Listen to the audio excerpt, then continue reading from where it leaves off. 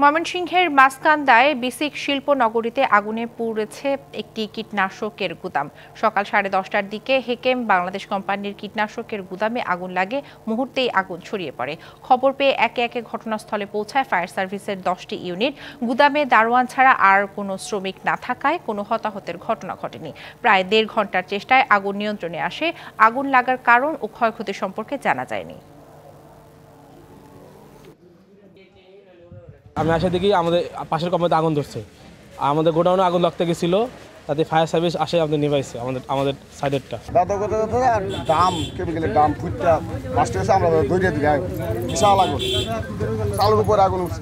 এটা আমরা জরিপ করবো, জরিপ করার পরে বলবো যে কোথা থেকে আগুনের সূত্রপাত। এই মুহূর্তে আমরা বলতে পারছি না। আমরা এই মুহূর্তে আগুন নির্মাণের কাজ করতে, আমাদের এখানে 10টা ইউনিট কাজ করছে। আগুন পুরোপুরি নিয়ন্ত্রণ, আগুন আবার বাড়ার সম্ভাবনা নাই।